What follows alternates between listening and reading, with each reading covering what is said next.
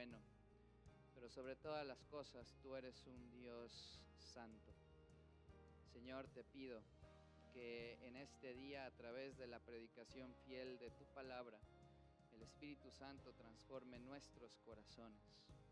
Reconocemos nuestra necesidad de ti, pedimos perdón por nuestros pecados, los cuales tú conoces, y reconocemos que necesitamos gracia y misericordia todos los días, y el día de hoy en especial.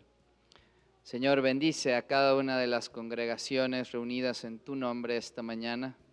Dales la oportunidad de ser edificados también a través de una predicación expositiva y fiel de tu palabra. Gracias por darnos este lugar.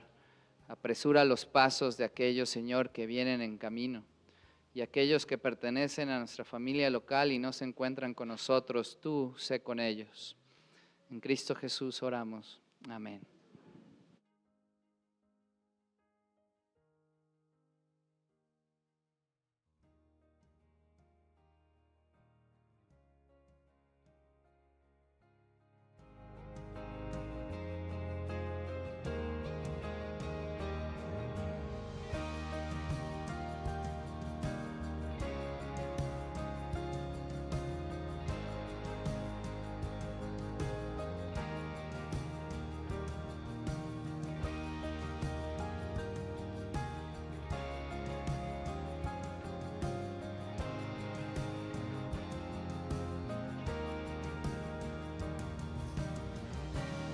Buenos días, hermanos. Qué bendición cada domingo estar en nuestra iglesia local, alabando el nombre de nuestro Señor. Pensamos en el libro de Job, capítulo 28, versículo 28. El temor del Señor es la sabiduría, y apartarse del mal la inteligencia, dice la palabra del Señor. El temor reverente, la sabiduría que el Señor nos demanda, solo reside en su nombre, y esa sabiduría es para reconocerle en todos nuestros caminos, alabarle y sobre todo dar a conocer sus enseñanzas y sus bondades. Cantamos un canto muy conocido, muy común y frecuente, poco frecuente en nuestra iglesia local. Sin embargo, es un gran compromiso cantarlo, y cantarlo a gran voz, como lo hacemos casi siempre. El deseo del Señor y el deseo de la iglesia y el deseo de cada uno de los miembros es que la única razón de nuestra adoración y nuestra vida sea el nombre de Jesucristo.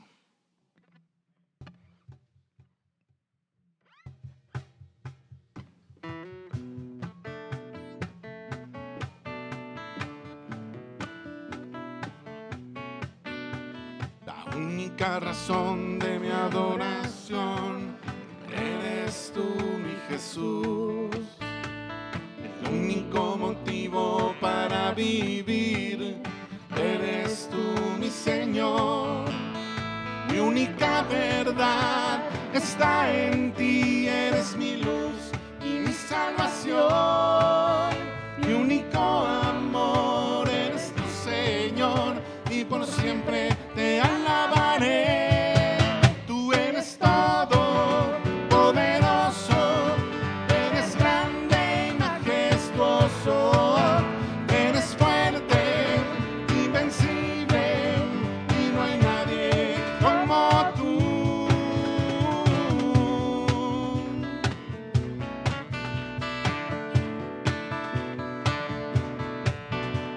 La única razón de mi adoración eres tú, mi Señor.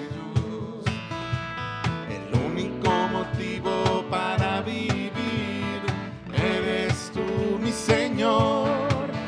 Mi única verdad está en ti, eres mi luz y mi salvación.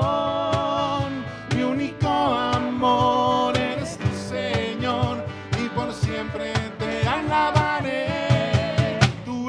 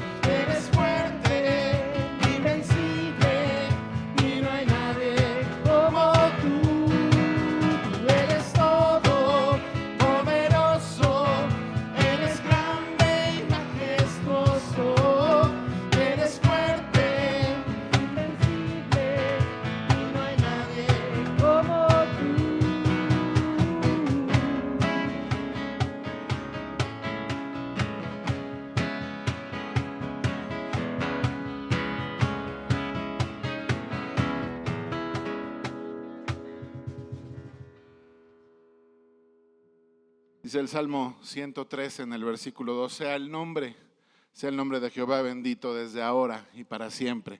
Y el último salmo de la escritura de este hermoso libro de alabanzas y de reconocimientos a nuestro Dios, todo lo que respira alabe a Yahweh. Aleluya.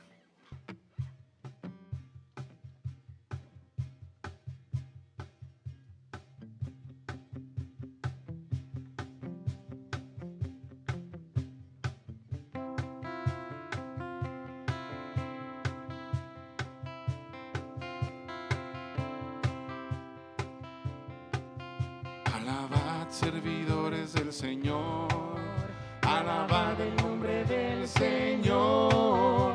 Bendito sea el nombre del Señor, desde ahora y para siempre. Desde la salida del sol hasta el ocaso, es alabado su nombre. Grande sobre todas las naciones es Jehová, por encima de los cielos su gloria, por encima de los cielos su gloria. ¿Quién como Jehová nuestro Dios, que se sienta en las alturas y baja para ver los cielos y la tierra?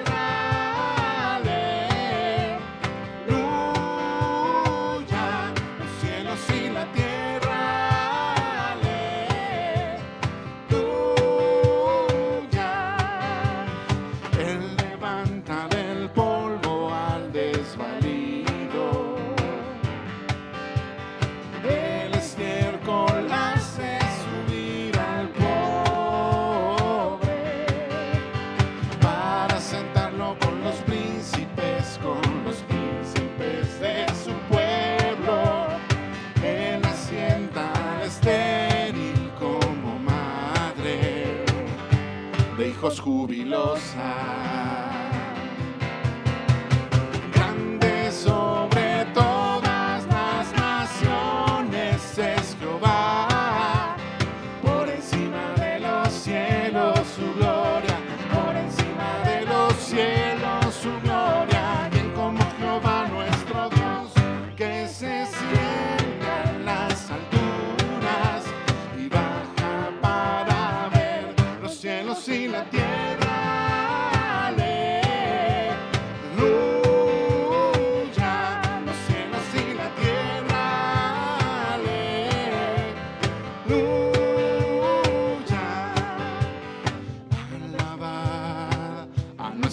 En su santuario, por la hermosura de su cielo, por sus proezas alabadle a él, alabadle por la grandeza de su nombre, por el sonido de bocinas, salterio y arpa a la vez cantar.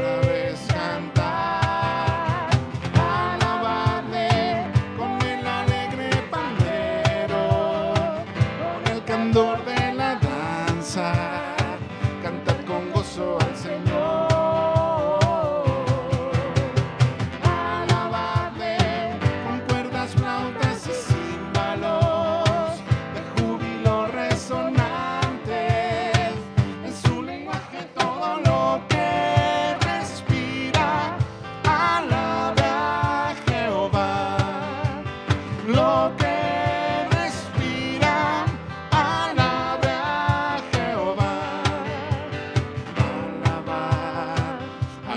Dios en su santuario, por la hermosura de su cielo, por sus proezas alabadle a él, alabadle por la grandeza de su nombre, con el sonido de bocinas, salterio y arpa a la vez cantar, alabadle con el alegre pandero, con el candor de la danza, cantad con gozo al Señor, alabadle con cuerdas, flautas y címbalos de júbilo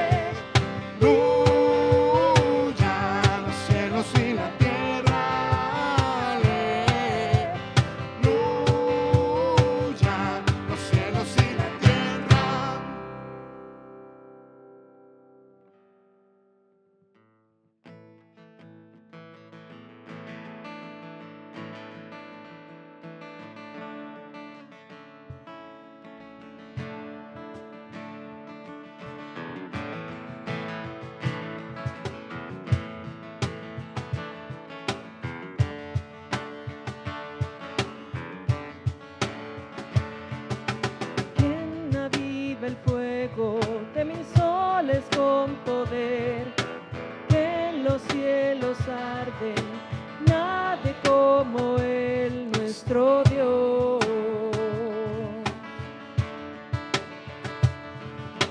Quien gobierna el mundo, quien levanta y quita al rey, vence a sus rivales, nadie como Él, nuestro Dios.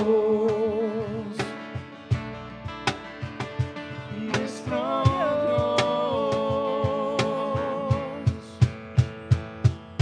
santo, solo tú eres santo, sin igual en gloria, santo Dios.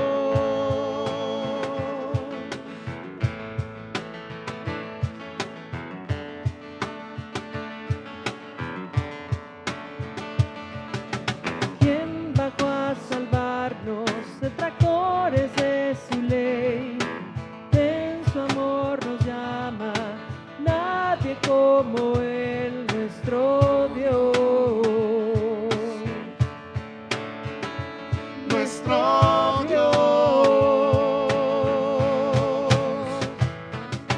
santo, solo tú eres santo, sin igual en gloria, incomparable, digno, solo tú eres digno, solo a ti adoramos, santo Dios.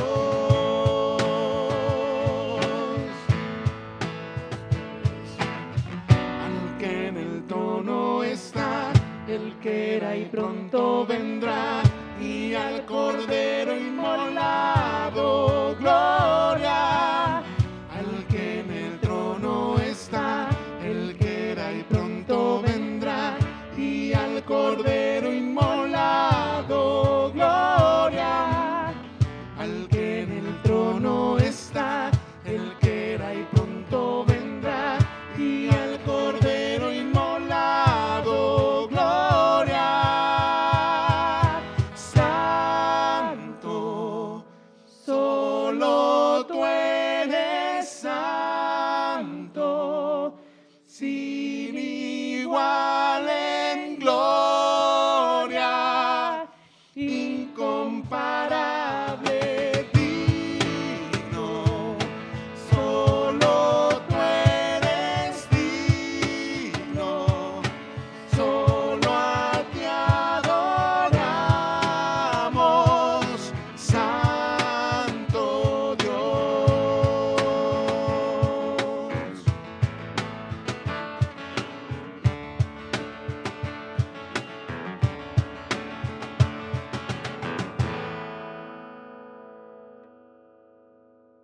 Toda la gloria a nuestro Dios. Vamos a tomar asiento, hermanos.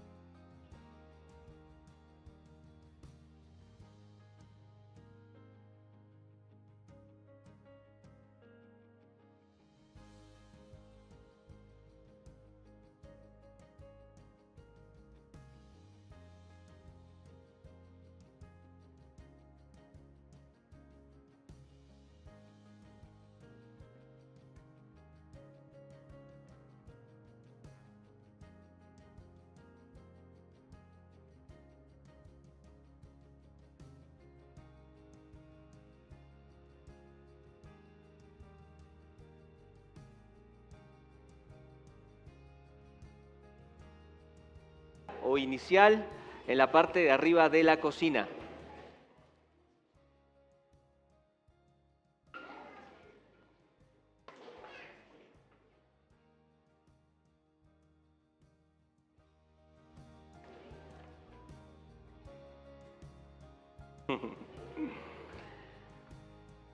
Muy bien.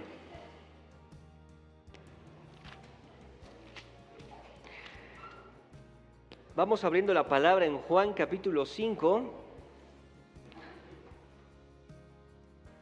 Juan capítulo 5, versículo 30. La semana pasada estuvimos escuchando una exposición de Proverbios. Agradecemos a Dios por su palabra y el día de hoy reanudamos con Juan, el Evangelio de Juan. Juan capítulo 5, versículo 30. Y si lo encontraste, te invito a ponerte de pie, vamos a dar lectura a la palabra de Dios. Vamos a leer hasta el verso 40. Ahí vamos a predicar, vamos a cortarlo ahí en el verso 40.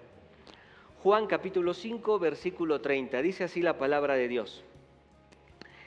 No puedo yo hacer nada por mí mismo, según oigo, así juzgo, y mi juicio es justo, porque no busco mi voluntad, sino la voluntad del que me envió, la del Padre.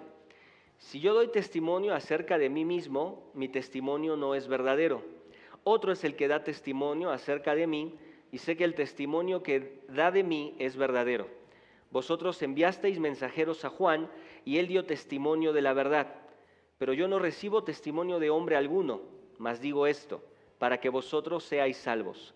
Él era antorcha que ardía y alumbraba, y vosotros quisisteis regocijaros por un tiempo en su luz.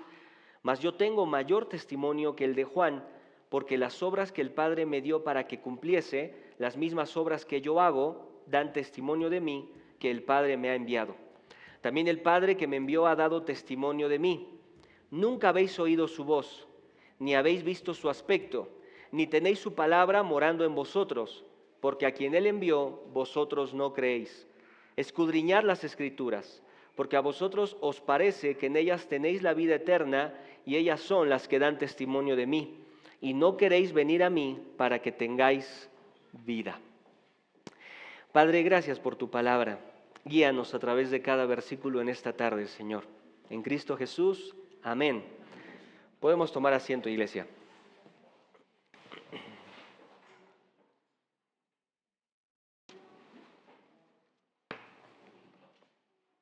Muy bien. El título de esta tarde es Testimonios irrefutables. ¿Sí? Testimonios irrefutables. Para poder introducir el tema, estaba buscando una información para poder comenzar lo que vamos a estar predicando hoy, y estaba pensando en el tema de los hábitos. Sí, los hábitos. Hay hábitos que parecen inofensivos, pero traen a la larga muy malas consecuencias. Órale. Muy bien. Algunos hábitos que parecen inofensivos, pero traen a la larga muy malas consecuencias.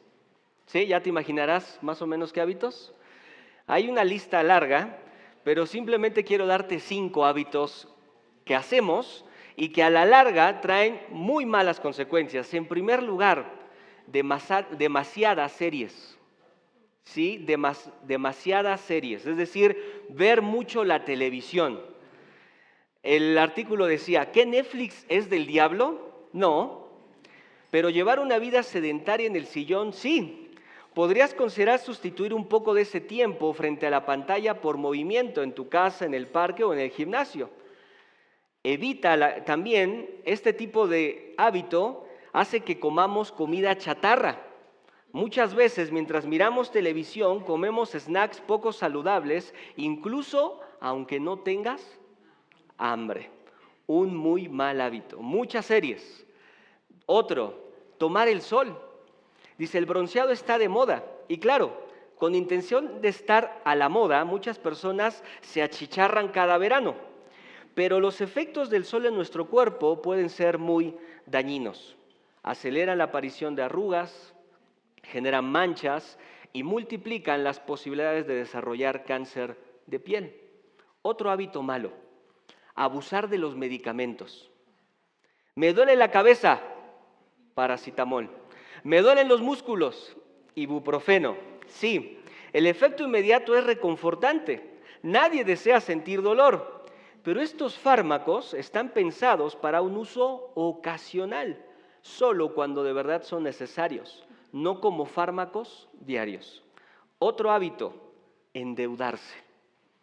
A veces, debido a la inmediatez de nuestros deseos, solicitamos un préstamo, obtenemos dinero rápido, hacemos compras con nuestras tarjetas de crédito y en determinadas ocasiones esta práctica puede ser necesaria, pero en muchas es perjudicial, inclusive para nuestra salud física.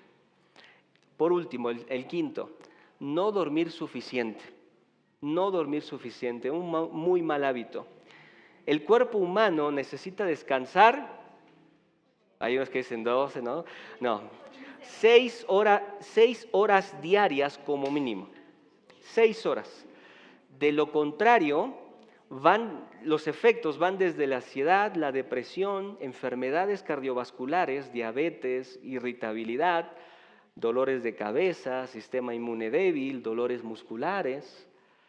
Estos son unos de los 5 hábitos que salían al principio de la lista que yo vi. Hábitos que aparentemente son inofensivos, pero al final van a traer muy malas consecuencias. Mientras yo leía estos pasajes, podía observar cómo estos líderes a los cuales el Señor estaba respondiendo, parece que estaban ejercitando el hábito de rechazar a Cristo Jesús. Parece que estaban habituados a rechazarlo, habituados a no escucharlo, habituados a distorsionar sus palabras.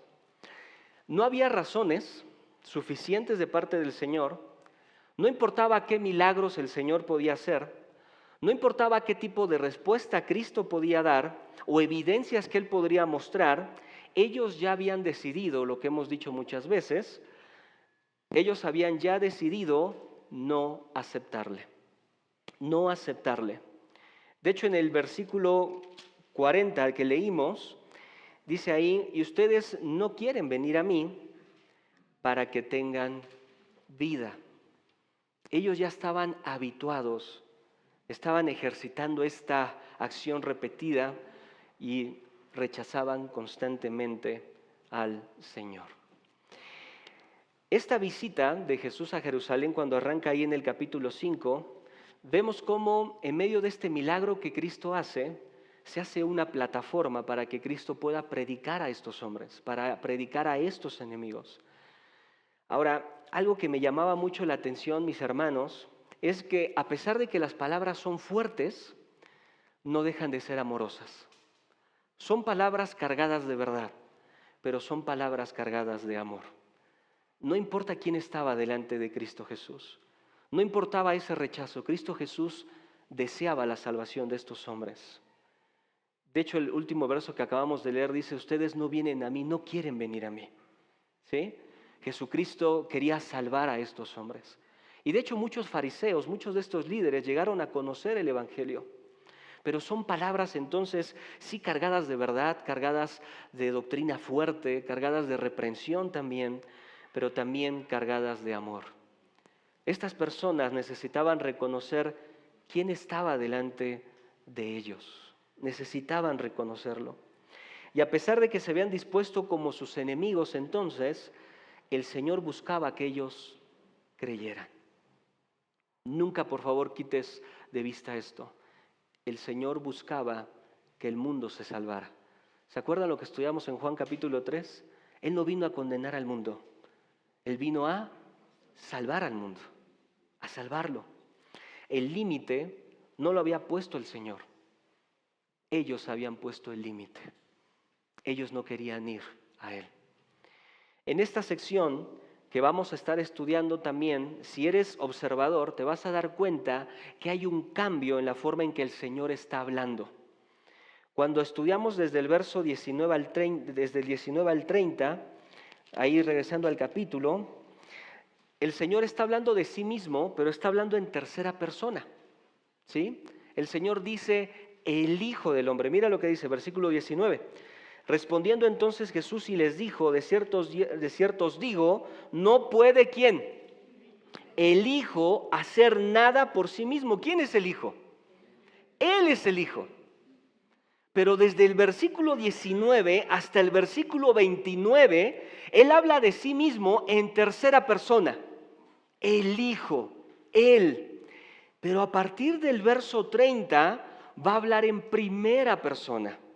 Ahora no va a ser el Hijo, ahora va a ser yo. ¿Sí? Va a ser yo. Entonces, en el verso 30, ve cómo dice ahí, no puedo, ¿qué? Yo. ¿Sí? No puedo yo hacer nada. ¿Sí? Entonces, Jesús empieza a hablar ahora en primera persona. Y tiene aquí no crean que estas cosas, bueno, aparecen ahí simplemente como algo no necesario de observar, sino que su punto está siendo claro. El Señor hace este cambio porque su punto está siendo claro para estos hombres. Él no se está refiriendo a ninguna otra persona, Él estaba refiriéndose ¿a quién? A Él. A Él. Él no quería que se confundieran. Él era el Hijo del Hombre. Él era, de Él dependía la salvación. De Él dependía cualquier tipo de esperanza. Yo, termina diciendo el Señor, yo soy el Hijo de Dios. Las palabras que predominan también en estos versículos, vemos que es esta palabra testimonio. Cuando lo leíamos ahí resaltaba, ¿no? Testimonio, testimonio, testimonio. Mi testimonio, dice el Señor Jesús. Juan dio testimonio. Hay alguien que testifica. Mi Padre testifica. La Escritura testifica. Y esta palabra constantemente se va repitiendo. Entonces es importante poner atención a cuál es el sentido de estos versículos. Y esta palabra testimonio es eso, dar testimonio, es testificar, es ser testigo, es afirmar, es atestiguar, es ratificar, es hablar favorablemente de. Y esto es importante porque en este punto el Señor va a hablar de 5 medios que afirman, que atestiguan a favor de la identidad de Cristo Jesús. ¿Sí? El Señor va a escoger 5 medios que testifican de quién es Él. 5 medios. Y eso es lo que vamos a estudiar en esta tarde. 5 medios que afirman quién es Cristo Jesús. ¿Sí? El primer testimonio es claro, verso 30 al 32, y es el testimonio de Él mismo, el testimonio del Hijo. Mira lo que dice en el verso 30. No puedo yo hacer nada por mí mismo, según oigo, así juzgo, y mi juicio es justo, porque no busco mi voluntad, sino la voluntad del que me envió, la del Padre. Si yo doy testimonio acerca de mí mismo, mi testimonio no es verdadero. Otro es el que da testimonio acerca de mí, y sé que el testimonio que da de mí es verdadero. Este es el primero, el testimonio, su propio testimonio, el testimonio del Hijo de Dios. Ahora, no es que comiencen estos versículos, su testimonio arrancó desde el verso 19. ¿Sí? Él habló de que el Hijo del Hombre comparte una unidad perfecta con el Padre Celestial, que tienen la misma esencia y por eso hacen las mismas obras. Y porque hacen las mismas obras y porque son la misma persona, merecen la misma gloria, la misma honra. Y por eso todo juicio se le ha dado al Hijo, para que como honran al Padre, honren también al Hijo. Ese es el último tema que el Señor trata en la sección anterior. ¿Sí? Todo juicio a mí se me ha dado porque yo merezco, y no solo merezco, sino recibiré toda honra. Entonces, en estos versículos vemos este testimonio, el testimonio del Hijo de Él mismo. En realidad este testimonio entonces comienza desde el verso 19, y el Señor ha afirmado atestiguado quién es Él delante de estos judíos incrédulos. Y mira, nuevamente el Señor introduce este aspecto que agregó en el verso 19, pero casi lo repite en el verso 30, y dice ahí entonces, que no puedo yo hacer nada por mí mismo, según oigo, así juzgo. ¿Sí? Vemos aquí entonces cómo nuevamente el Señor afirma positivamente la unidad que Él comparte con el Padre. ¿Se acuerdan que dijimos, no es que Él no tenga la capacidad de hacer algo? Él tiene todo el poder de hacer algo. Él es libre porque Él es Dios, Él es soberano. No está incapacitado por algo en Él. Él tiene todo poder, lo podría hacer. Pero cuando el Señor dice, yo no puedo hacer nada, Él positivamente está diciendo, yo todo lo que hago, lo hago en unidad ¿con quién? Con mi Padre Celestial. Por eso no puedo hacer nada. ¿Por qué? Porque son las mismas obras. Compartimos la misma esencia. ¿Sí? Porque son el mismo Dios. Sus obras caminan juntas. Y en el contexto de este pasaje, Él está hablando acerca del juicio, porque fue lo último que Él dijo. Dicho anteriormente, entonces, este juicio también va a ser hecho de acuerdo a la voluntad ¿de quién? La voluntad del Padre. Todo juicio se le ha dado al Hijo. Entonces, ¿ese juicio va a ser diferente al juicio que dé el Padre?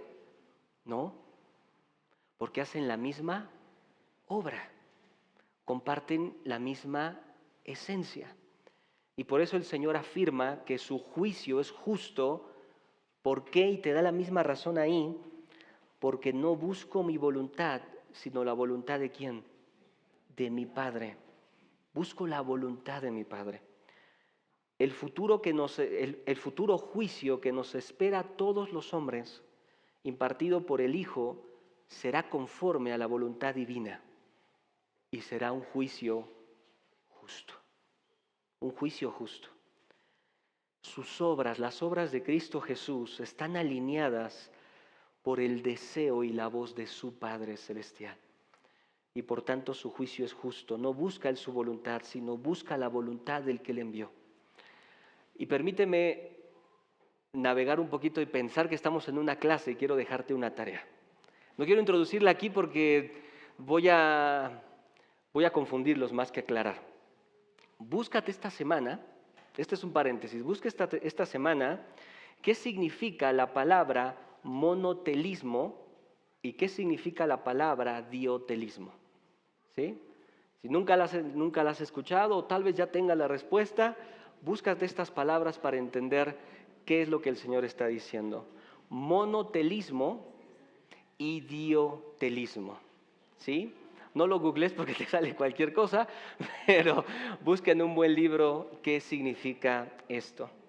Y esto es importante, entender estos conceptos, porque estamos estudiando la persona del Señor Jesucristo, mis hermanos. Y a veces no, como les he dicho, no nos adentramos en la doctrina de la unión hipostática, que es la unión de 100% hombre, 100% Dios en la persona de Jesucristo.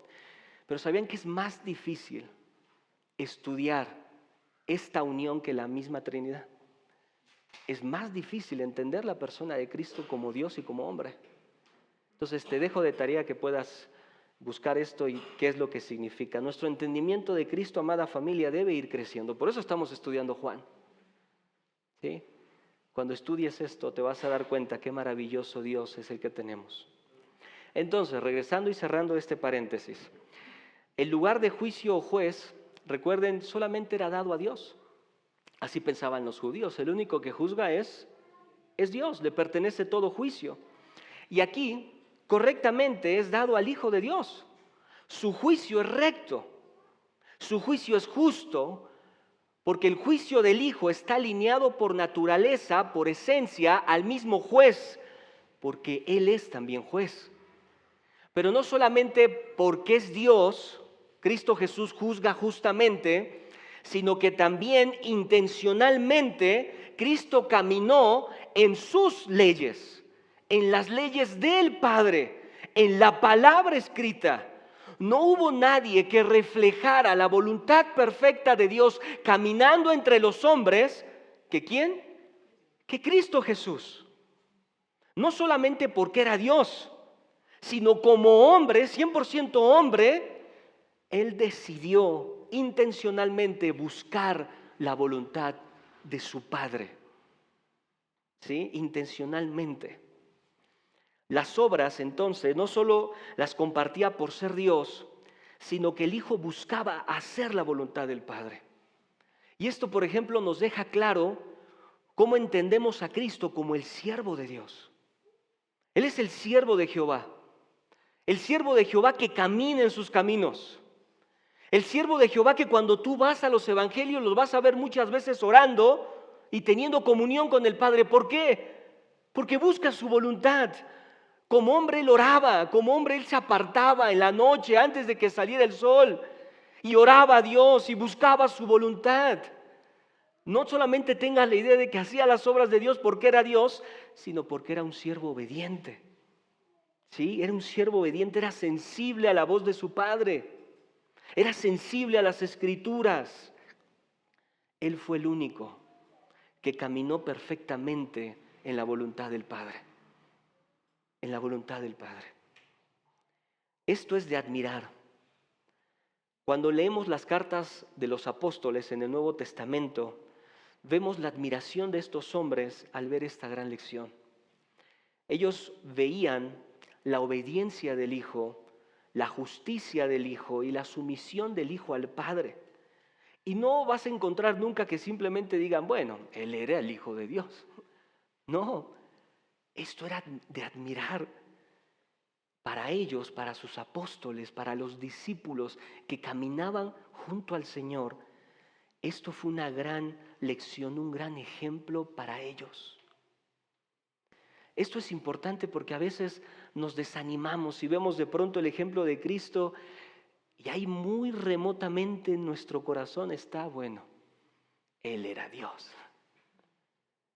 No, la misma obediencia que Él ejecutó es la misma obediencia que Dios a ti te pide, porque ese es su estándar. No te pide un estándar diferente. Gloria a Dios por su perdón y por su misericordia, pero no porque somos nosotros el Señor va a bajar su estándar, porque bajaría su carácter, porque dejaría de ser santo. No, Dios no puede bajar ese estándar y por eso es necesario revestirse de la justicia de Cristo Jesús. Por eso es necesario creer en Cristo como tu único y suficiente Salvador. Porque la única justicia que satisface la demanda de Dios es su justicia. Es la justicia de Cristo. Y Dios te pide caminar en esa justicia. Dios te pide seguir ese ejemplo. Y Pedro lo entendió. Y Pablo lo entendió, y Juan lo entendió, y todos los demás apóstoles lo entendieron. Y su naturaleza divina nunca fue una excusa para no seguir buscando la voluntad de Dios. En el versículo 31 entonces, el Señor, verso 31, mira, ve al verso 31, dice algo raro, pero hay que entender el contexto judío en el que estamos, porque dice en el verso 31, si yo doy testimonio acerca de mí mismo, mi testimonio no es verdadero. A ver, ¿cómo que el testimonio de Cristo Jesús no es verdadero? Es verdadero, no importa si Él habla solo, si hay alguien que habla por Él, no importa. Jesús no puede mentir, Jesús no puede engañar, Él es Dios, Él es el Hijo de Dios. Entonces, ¿por qué dice esto el Señor?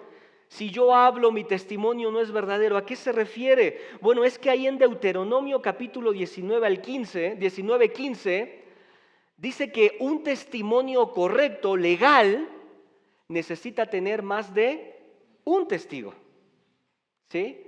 Más de un testigo. No importa si la persona decía la verdad, como en este caso, Cristo Jesús está diciendo la verdad de quién es Él, de acuerdo a la ley, necesitaba más de un testigo. Por eso su testimonio no tenía valor y el Señor sabe esto. Sabe que esta audiencia es judía y sabe su ley. Y entonces por eso dice aquí, voy a traer más testigos. ¿Sí? Voy a traer más testigos. Las cortes judías, escucha esto, aceptaban testimonio corroborado por múltiples testigos como prueba indisputable, verdad que no se podía negar. Era tan valioso que juntaras a tantos testigos que si eran 4 o 5 testigos y todos afirmaban una cosa, eso era verdad. Así funcionaba la corte judía. Jesús sabe eso. Y por eso el Señor dice acá, si yo doy testimonio acerca de mí mismo, mi testimonio no es verdadero. Verso 32, otro es el que da testimonio acerca de mí, y sé que el testimonio que da de mí es verdadero. Hay muchos detalles, mis hermanos, en estos pasajes. Por ejemplo, ese otro, hay 2 palabras para hablar de otro, pero la palabra que el Señor está usando, otro, es una palabra que señala la misma naturaleza de personas. ¿Sí? Otro como yo. Está diciéndolo, otro como yo que compartimos lo mismo. Mira, con esta palabra otro nuevamente vuelve a afirmar su divinidad. Porque Él está diciendo, otro va a ser el que dé testimonio. ¿Quién es este otro? El Padre.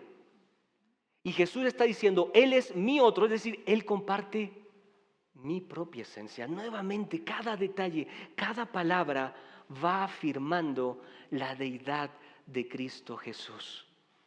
No es un simplemente otro, no es un otro como yo, el Padre. ¿Sí? Entonces, también hay algo importante, es yo sé, es decir, yo sé perfectamente el testimonio de quien testifica de mí. ¿Sí? Entonces, el primer testimonio es el testimonio de Él, su propio testimonio. Su testimonio era, hablando de contenido, era suficiente. Pero de acuerdo a la ley, Él tenía que traer a otros que testificaran. ¿Sí? A otros que testificaran. Y antes de pasar al segundo testimonio, déjame aplicar este pasaje, o esto que acabamos de estudiar.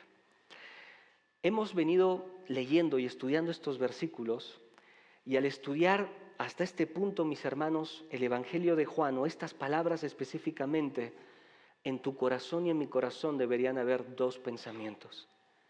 Y espero que el Señor vaya ahí cultivándolos. En primer lugar, qué glorioso es nuestro Salvador.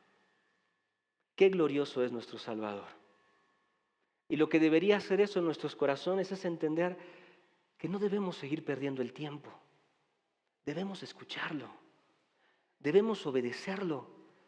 Debemos estudiarle y admirar su gloriosa persona. Ese es el primer pensamiento que debería estar ahí en tu corazón. Acercándote a la persona de Cristo, no te queda más que decir, Señor, ya no quiero perder más mi tiempo. Quiero estudiar quién eres tú. Y en segundo lugar, ¿cuánta distancia hay? Quiero que te preguntes, ¿cuánta distancia hay en tu vida entre la voluntad de Dios y tu voluntad? ¿Cuánta distancia hay entre la voluntad de Dios y tu voluntad? ¿Cuánto se parece lo que hago y cómo vivo a lo que claramente veo en las Escrituras? Ese fue el ejemplo de Cristo Jesús. Sus obras eran alineadas a la obra del Padre. Y por eso yo quiero que te hagas esa pregunta hoy. ¿Cuánto de lo que yo hago, cuánto de lo que yo pienso, cuánto de lo que deseo realmente está alineado a la voluntad de mi Padre Celestial? Como hijos de Dios deberíamos estar preocupados porque esta distancia cada vez sea menor. Mis hermanos, cada vez menor. Pasemos al segundo testimonio. Primer testimonio, su testimonio. El testimonio del Hijo. El segundo testimonio es el testimonio de su precursor. Verso 33, dice ahí, vosotros enviasteis mensajeros a Juan. ¿A cuál Juan? Juan el Bautista, ya lo estudiamos en el capítulo 1, ¿se acuerdan? Juan el Bautista. Y él dio testimonio de la verdad. pero yo no recibo testimonio de hombre alguno, mas digo esto para que vosotros seáis salvos. Él era antorcha que ardía y alumbraba, y vosotros quisisteis regocijaros por un tiempo en su luz. Este es el segundo testimonio. No solo es mi testimonio, dice Cristo, sino que también tengo el testimonio de Juan el Bautista. ¿Sí? Cristo introduce el ministerio y la predicación de Juan el Bautista para afirmar su testimonio. Y posteriormente el testimonio de Juan va a ser un contraste con el suyo. Ahora bien, el énfasis que hace Cristo aquí no simplemente es lo que decía Juan, no simplemente es lo que predicaba Juan, sino también el estilo de vida de Juan el Bautista. Su vida era un testimonio, su predicación era un testimonio. Y dice la Biblia que ellos decidieron regocijarse un poco, un tiempo, eso es importante, un tiempo en su luz. Poco tiempo. El propósito de esta observación, dice un autor, era el hacer ver que aunque los buscadores de emociones habían estado incluso dispuestos a regocijarse por un tiempo en la luz de la lámpara del Bautista, sin embargo, no habían querido aceptar su testimonio acerca de Cristo para salvación. Fue un poco tiempo. Ahora, el ministerio y la predicación de Juan fue disruptiva, ¿sí? Imagínate, habían pasado 400 años de silencio entre los evangelios. Y el profeta que aparece en el Nuevo Testamento es Juan el Bautista.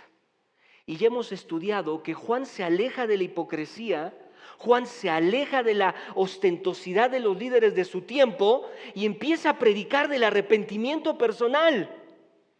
Juan el Bautista se viste de una forma específica. Él no mora en las grandes casas en Jerusalén. Él se va a morar en el desierto. ¿Sí? Y todo esto para hacer un contraste de la corrupción de estos hombres, de estos líderes. Juan el Bautista denunció la hipocresía de la nación, viviendo y predicando la verdad. Juan el Bautista bautizaba, escucha, a judíos para arrepentimiento. En ese momento nadie bautizaba a judíos.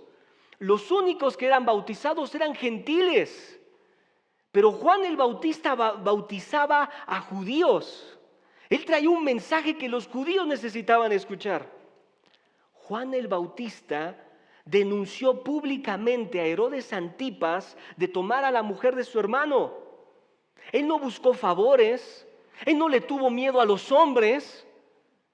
Él predicó y él vivió lo que predicaba. Juan el Bautista era un testimonio de la verdad. Y él predicó del Cordero de Dios. Y él habló de que había de venir y que era antes que él. Y él habló del Verbo de Dios, del eterno Dios. Pero él vivió lo que él creía. Él era un testimonio. Fue bajo esta luz que los judíos desearon regocijarse por un tiempo. No nos da tiempo de leer muchos pasajes, pero ahí en Mateo 3, versos 7 y 10, ahí aparecen los judíos viniendo, los líderes viniendo aquí a Juan el Bautista, y el Bautista los ve y les dice: generación de víboras, ¿quién nos enseñó a huir de la ira venidera? Ellos decidieron por un poco de tiempo refugiarse en esa luz. Y el Señor dice ahí, verso 35, Él era. ¿Sí? Él era. Y esa palabra era también es importante porque Él está hablando acerca de, muchos dicen que en este momento su vida ya había terminado, porque eso es lo que está hablando este verbo, este tiempo perfecto. Es decir, ya pasó. ¿Sí? Su vida tal vez había terminado, su ministerio tal vez también ya había terminado, estaba encarcelado, y el Señor entonces dice, era una antorcha que ardía y alumbraba. Pero el resultado seguía presente. Su historia es una evidencia, mis hermanos. Juan el Bautista, siempre que tenemos la oportunidad de leerlo y estudiarlo, Juan el Bautista es una evidencia de que podemos vivir honrando a Dios. Juan el Bautista no era un marciano, ¿sí? No era un superhombre, era un hombre. Y este es un claro ejemplo de que sí podemos vivir dando testimonio de Cristo Jesús, hablando y viviendo lo que creemos. Y dice el Señor aquí, pero yo no recibo testimonio de hombre alguno, mas digo esto para que vosotros sean salvos. Entonces uno dice, bueno, ¿era importante el testimonio de Juan o no era importante el testimonio de Juan, Señor? Lo que quiere decir aquí Cristo es, mira, el testimonio de Juan es correcto, pero acuérdense, le está hablando a sus enemigos. El testimonio de un hombre puede ser fácilmente descartado, pero el testimonio de Dios no. Y por eso el Señor dice, yo no recibo testimonio del hombre. O sea, si el hombre testifica o no testifica, mi testimonio procede del cielo. Mi testimonio es celestial. Mi testimonio es divino, ¿sí?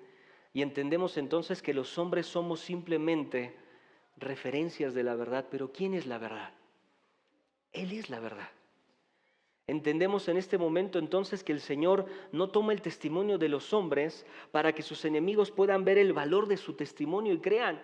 Dice que el testimonio de Juan el Bautista no es importante, solamente con el propósito de ¿qué? De elevar su testimonio al carácter divino y no humano. Este es el segundo entonces testimonio. No me pusieron reloj, así que vamos bien de tiempo, ¿sí? Pensando, por ejemplo, en esto de la aplicación, yo pensaba nuevamente, hermanos, en lo que el Señor dice de Juan. Esto de que va a pasar, mis hermanos, su vida, mi vida y la vida de cada uno de los que estamos aquí, también va a pasar. Se va a terminar, va a ser una realidad para nosotros también. Y hemos de preguntarnos qué legado estamos realmente dejando. ¿Qué legado estamos dejando? ¿Hacia dónde está apuntando nuestras vidas? ¿Hacia qué dirección están apuntando nuestras vidas? No simplemente lo que decimos, lo que hacemos. ¿Qué tipo de legado estamos dejando a otros? ¿Qué tipo de dirección y de orientación manifiesta mi vida? Porque ¿sabes qué? Esto influye en aquellos que te escuchan y que hoy están amparados bajo tu forma de vida. Yo pienso, por ejemplo, en nuestros hijos, los que tenemos hijos, los que somos padres, en nuestra esposa, en nuestro esposo. Se amparan de lo que tú hablas. Ellos te ven, ellos te escuchan, ellos ven tus aspiraciones. Ellos ven tu forma de vida. Si en este momento los de tu alrededor respondieran a la pregunta, ¿hacia dónde está orientada tu vida? ¿Cuál sería esa respuesta? Es importante, hermanos. No necesitamos ser Juan el Bautista para que vengan a nosotros. Ya tenemos gente a la cual podemos influir.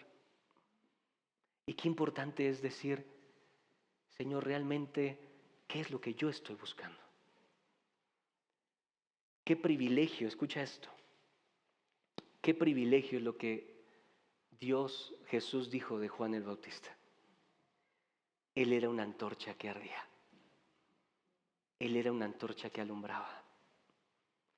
Qué hermoso terminar tus días donde Dios reconozca y la gente reconozca que fuiste una antorcha que reflejaba la luz de Cristo Jesús. Qué gran y hermoso privilegio. Así fue el testimonio de Juan. No solamente lo hablaba, lo vivía. Tercer testimonio, verso 36. Mas yo tengo mayor testimonio que el de Juan, porque las obras que el Padre me dio para que cumpliese, las mismas obras que yo hago dan testimonio de mí que el Padre me ha enviado.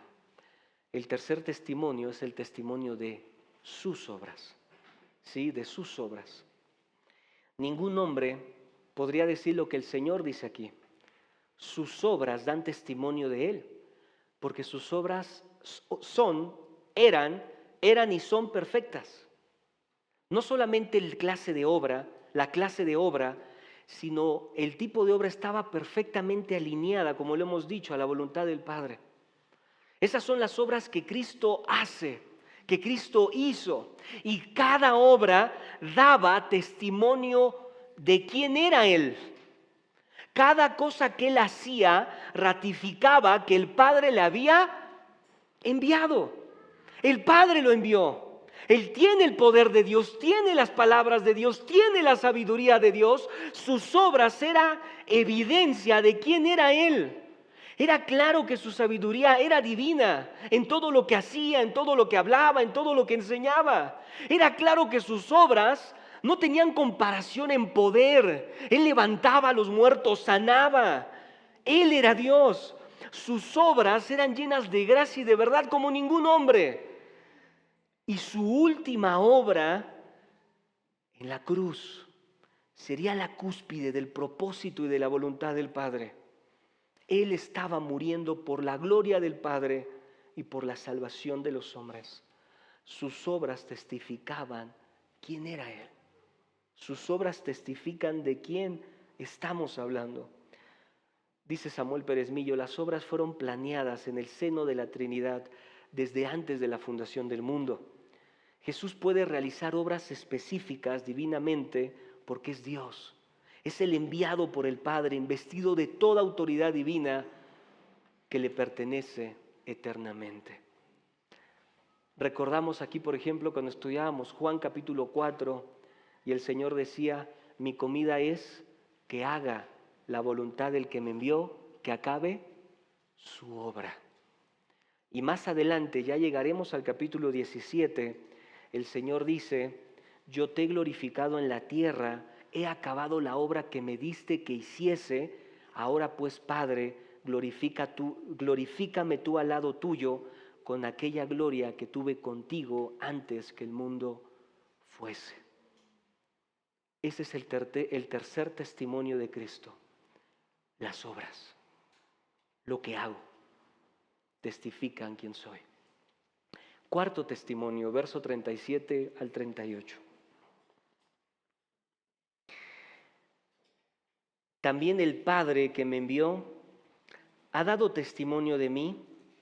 Nunca habéis oído su voz, ni habéis visto su aspecto, ni tenéis su palabra morando en vosotros, porque a quien Él envió, vosotros no creéis. Este es el cuarto testimonio. ¿Cuál es este testimonio? El testimonio del Padre. El testimonio del Padre. Cuando lees estos pasajes, es importante reconocer que el mensaje del Padre Celestial se resume en el Hijo. Justo hoy en la mañana leí Hebreos capítulo 1, versos, y el Señor es claro y dice, ya me los conecté, perdón. Ya no se escucha, ¿verdad? ¿Sí escucha? Muy bien. Leí ahí Hebreos capítulo 1, nos enseña quién es Cristo Jesús y nos muestra quién es Él. No hay mayor gloria, entonces, si ese es su mensaje más grande, si esa es la revelación más grande del Padre, entonces no hay mayor gloria a Dios que cuando atesoramos al Hijo en nuestras vidas. No hay mayor gloria. Esto claramente lo entendían los judíos y los líderes del pueblo. Gracias, hermano. No se arregló, pero gracias. Pero, preguntamos acá, ¿cuándo? ¿Cómo Dios dio ese testimonio? ¿Cómo el Padre testificó de su Hijo? Bueno, podemos recordar, ¿se acuerdan en el bautismo? ¿Qué dijo el Padre? Este es mi Hijo amado, En la transfiguración, Mateo capítulo 17, Él es mi Hijo amado, a Él oíd. En sus obras, ¿se acuerdan Nicodemo los primeros versículos? Nicodemo se acerca y dicen, nadie hace estas obras si el Padre no está con Él. Con Él, el Padre testifica a través de tus obras. Y vamos también a leerlo en Juan capítulo 6, versículo 45, el Padre dando testimonio en la mente y en el corazón de las personas que Cristo es el Hijo de Dios. Él está hablando de esta obra, ¿sí? De esta voz del Padre de diferentes medios en el cual imprime la enseñanza de quién es Cristo Jesús. Estas palabras también están siendo una dura reprensión. ¿De qué se jactaban sus enemigos? ¿De qué se jactaban estos líderes? De su relación con Dios, de conocer al Padre. Tomaban las palabras de Jesucristo y decían, no son palabras verdaderas, Él está blasfemando. Nosotros sí conocemos la ley. Nosotros somos los doctos, nosotros somos los que, vamos a verlo más adelante, los que escudriñamos. Pero entonces el Señor Jesucristo tiene un mensaje para ellos que se hacían conocer al Padre. ¿Cuál es este mensaje? Ustedes, les dice ahí en el verso 37 a la mitad, nunca habéis oído su voz, ni habéis visto su aspecto. No tienen su palabra morando en vosotros. ¿Imaginas el cubetazo de agua fría que a estos hombres? Ellos se jactaban y el Señor les dice, ustedes nunca lo han visto. Ustedes no tienen su palabra morando en ustedes. ¿Por qué?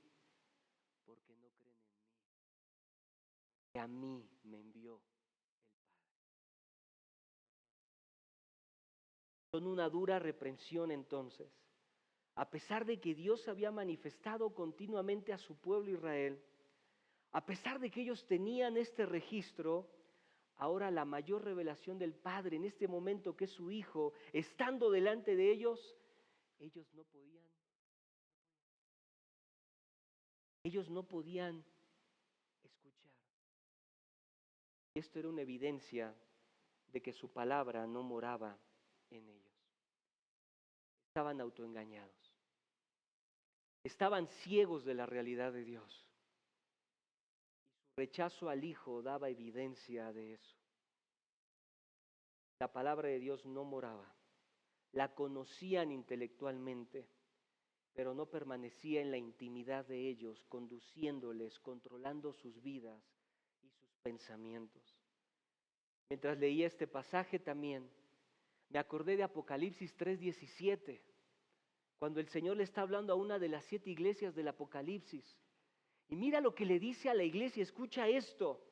Porque tú dices, le está hablando a la iglesia en la Odisea, Apocalipsis 3:17. Tú dices, yo soy rico, me he enriquecido, de ninguna cosa tengo necesidad. Tú dices. Y mira lo que el Señor le dice a esta iglesia, pero tú no sabes que eres un desventurado, eres un miserable, pobre, ciego y desnudo. Tú dices, pero tú no sabes. Y eso es lo que le está diciendo a estos hombres.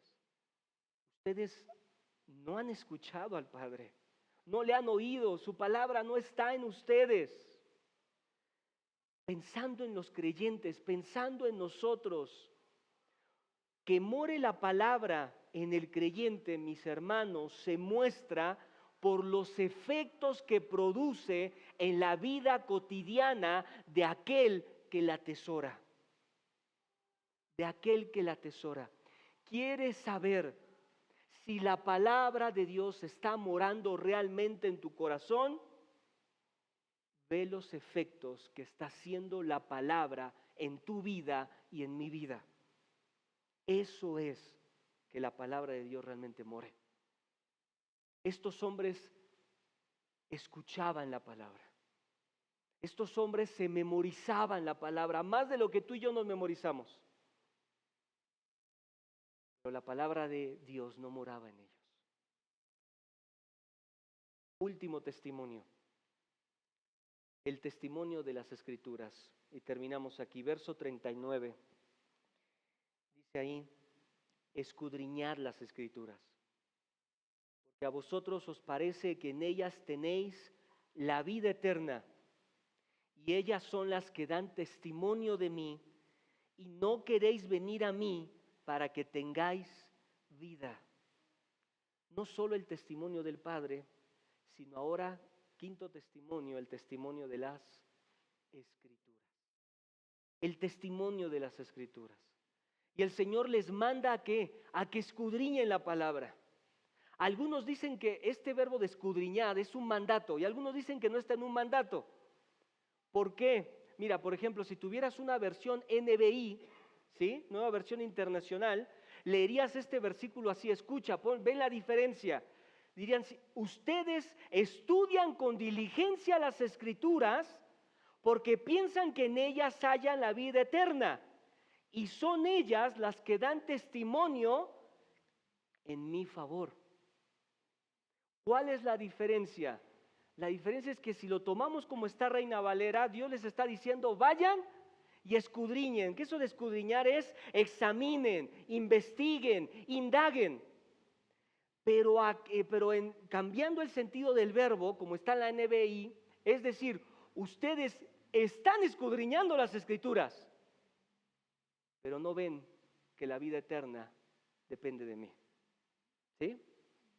Son dos formas diferentes de ver este pasaje. Pero ambas alzan este testimonio que son las Escrituras. ¿A ustedes les parece que en ellas hay vida eterna? ¿Eso está bien? Claro, aquí hay vida eterna. En este libro hay vida eterna. Pero la vida eterna no puede separarse de la persona de Cristo. Y eso es lo que ellos no estaban viendo. En ambos casos, lo que el Señor está haciendo aquí es un exhorto a que escudriñen correctamente la Escritura. El Señor reconoce que ellos consideraban que la Escritura contiene vida eterna, lo cual es verdad. Pero así de verdad es que ella da testimonio de Él. Que la salvación depende de Él y que se relaciona íntimamente con su persona. Los fariseos eran fanáticos, escucha esto, eran fanáticos en su propia preocupación con las Escrituras. Ellos estudiaban cada línea, cada palabra e incluso cada letra en su esfuerzo vacío por entender la Escritura. Irónicamente, a pesar de todo el laborioso esfuerzo de ellos, fracasaron por completo en entender que son las mismas Escrituras que dan testimonio de Jesús. Del ejemplo de estos judíos, un autor dice esto, escuchen, este problema persiste en nuestros tiempos. Hay cristianos que se conforman con la investigación intelectual de la Biblia, deteniéndose en las formas en que aparecen las palabras en los textos del idioma original. Buscan lo minucioso, más estricto para un correcto entendimiento racional del contenido. Ellos entienden también que es necesario memorizar grandes pasajes bíblicos.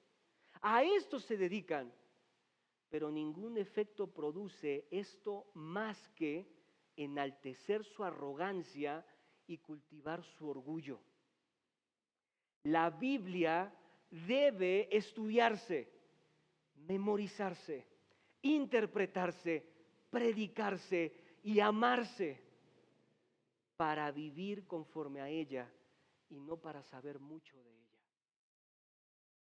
No es importante saber de la Biblia, sino que ésta controle nuestras vidas. No es vital poseer la Biblia, sino que esta Biblia nos posea a nosotros. Quien lee la Biblia, la estudia, ama y obedece, se distinguirá por la humildad y por el amor. Qué hermosas palabras. No es simplemente una investigación estéril, racional, sino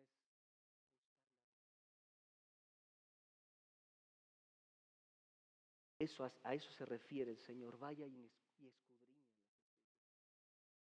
Aún sabiendo y escuchando estas palabras, entonces Jesús les dice, aquí están mis testigos. No quieren venir a mí para que tengan vida eterna.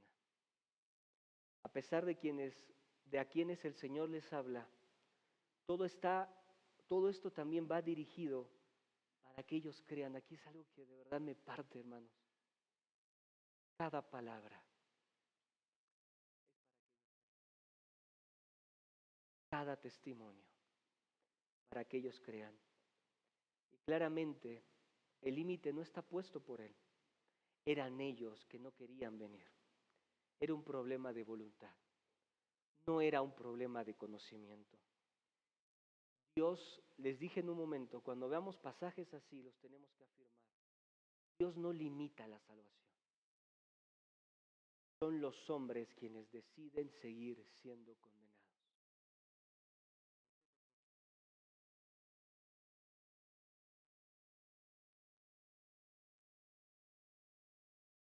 Estos son los 5 testimonios que tiene el Señor para estos hombres. La evidencia estaba sobre la mesa. Como conclusión, quiero terminar, mis amados hermanos, exhortándoles con las últimas palabras que veíamos aquí.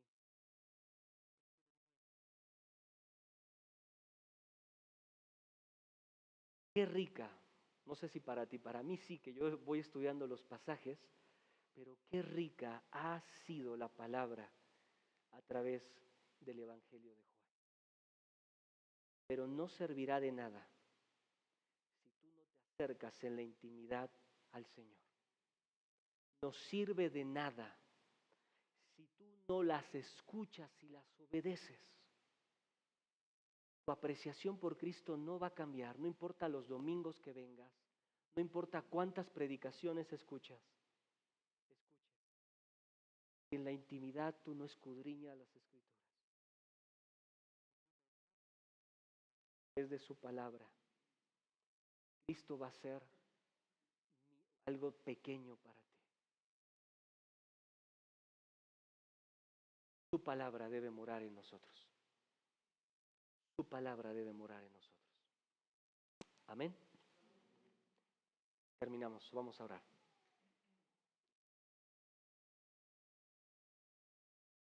Señor, muchas gracias por tu palabra. Gracias, Señor, por este tiempo que nos permite ser confrontados, instruidos por ella. Señor, ayúdanos a salir con este pasaje en nuestra mente y en nuestro corazón. Necesitamos escudriñar las Escrituras. Necesitamos de tu gloria, Cristo Jesús. Necesitamos amarte a ti, amar el testimonio que tenemos de ti a través de tu palabra. Necesitamos ponerte a ti en primer lugar. Ayúdanos, Señor, a ser como una antorcha que alumbra. Que las personas puedan acercarse, que puedan ver en nosotros que nuestra vida está orientada hacia la persona de Cristo Jesús. Ayúdanos, Señor, a que sea una realidad en nosotros. Lo pedimos todo esto en Cristo Jesús.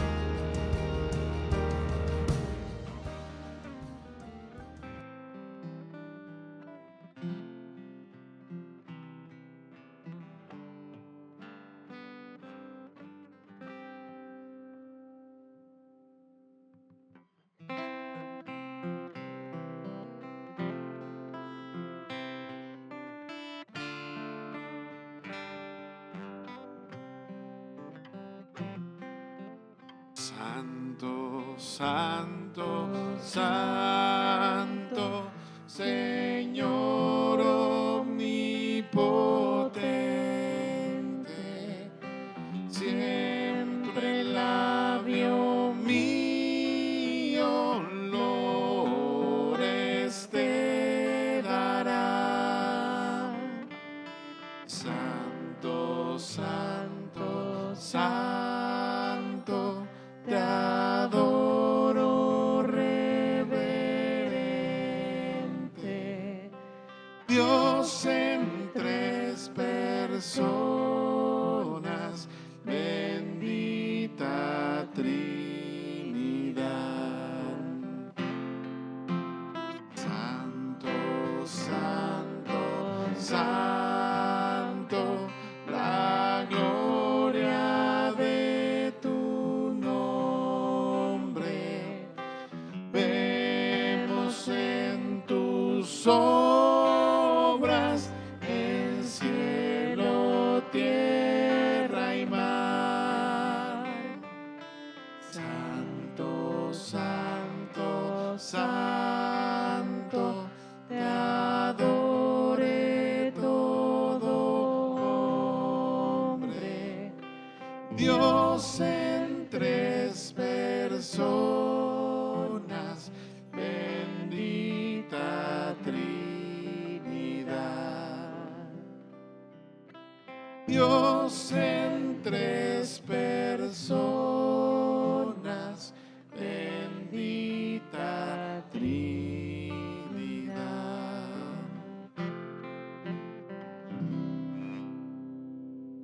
Podemos tomar asiento, hermanos.